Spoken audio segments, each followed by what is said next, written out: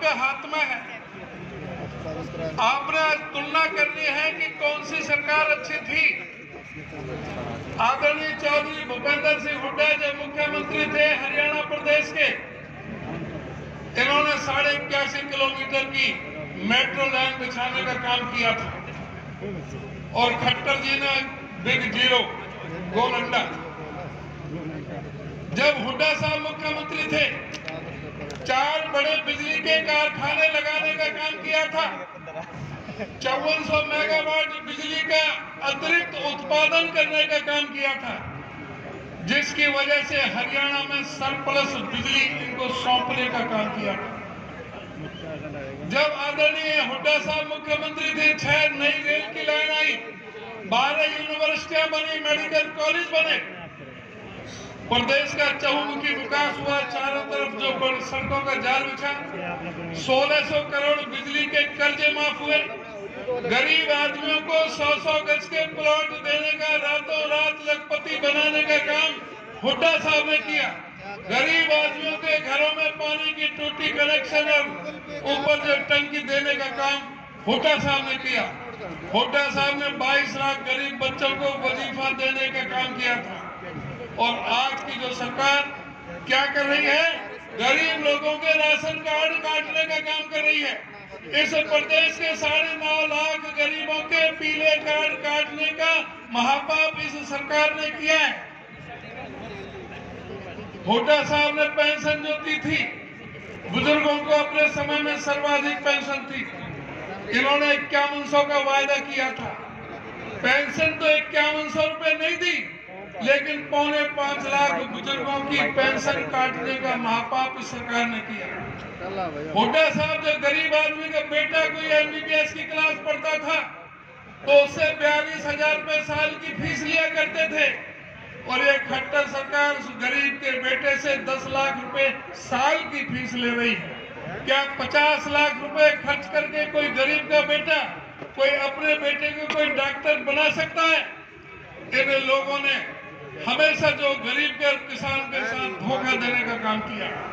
हुड्डा साहब के समय नारा लगता था कि हुड्डा तेरे राज में जीनी गई ब्याज में, आज नारा लगता है कि खट्टर तेरे राज में जीनी गई ब्याज में। आज आप लोगों को सोचना पड़ेगा क्या कारण है कि जो पूरी तरह से जो 50-60 साल का जो संघर्ष था दादूपुर नलवी नहर का, इस इलाके की सुख समृद्धि के लिए जो पूरी सभी सरकारों से यह प्रयास किया गया था, किसी सरकार ने आपकी तरफ ध्यान नहीं दिया।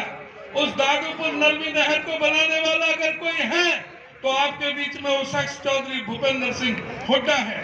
और वो दादूपुर नलवी नहर के चौधरी भूपेंद्र सिंह हुड्डा ने आपको बना के दी थी।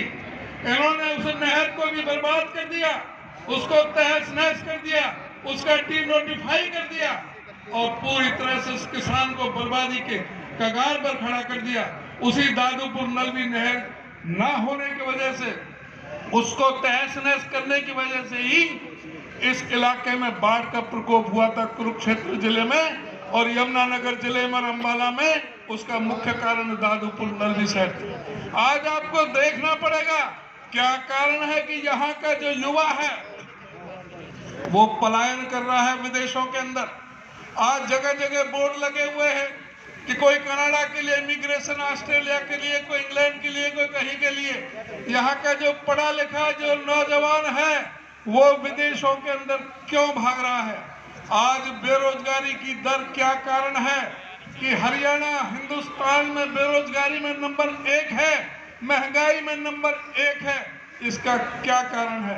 क्या कारण है कि जब हुड्डा साहब का राज था तो डीजल सबसे सस्ता हरियाणा में मिलता था, आज डीजल सबसे महंगा हरियाणा में मिलता है। हुड्डा साहब 9% वैट लेते थे, खट्टर सरकार दुगना 18% वैट लेती है। इसके पीछे क्या कारण है ये आपको देखना पड़ेगा। हुड्डा साहब के समय में और अब के समय में तुलना देखनी पड़ेगी। जब से हरियाणा बना 2014 तक 48 साल में 70,000 करोड़ का कर्जा इस प्रदेश में हुआ था। हुड्डा साहब ने 43,000 करोड़ रुपए बिजली के कारखानों पर लगाने का काम किया था।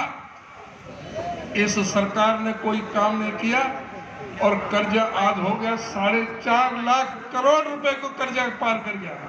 आज कोई बच्चा अपनी माँ के पेट से जन्म ले रहा है तो 1,40,000 रुपए का कर्जा लेकर के पैदा हो रहा है। इसके लिए कौन जिम्मेदार है? ये सरकार पूरी तरह से लोगों को जो बांटना चाहती है, जो नफरत की राजनीति करना चाहती है, ये जिम्मेदार सरकार को उखाड़ फेंकने का आपको संकल्प लेना पड़ेगा। मैं आपसे ये भी अनुरोध करना पड़ेगा कि आज कांग्रेस का जो घर घर कांग्रेस का अभियान चल रहा है, यहाँ पर ज्यादातर कार्यकर्ता है जिले का। मैं आपसे अनुरोध करूंगा अपने अपने गांव में एक बात को सुनिश्चित करें कि कितने भी किसी भी अपने साथी की कोई वोट अगर ना बनी है तो उसको वोट बनवाने का काम करें। और आपसे यह भी अनुरोध करूंगा कि गांव गांव में बूथ कमेटी बनाएं। जो हमारे जो नेता हैं जो टिकट मांगने की दौड़ में हैं, इनकी भी सबकी जिम्मेदारी है कि कोई गांव कोई बूथ ऐसा नहीं रहे जहां पर बूथ कमेटी ना बने। जल्दी से जल्दी बूथ कमेटी बनाएं 21 से 31 आदमी की। वहां पर सोशल मीडिया को एक्टिवेट करें। एक ऐसे लोगों से हमारा पाला है कि जो झूठ की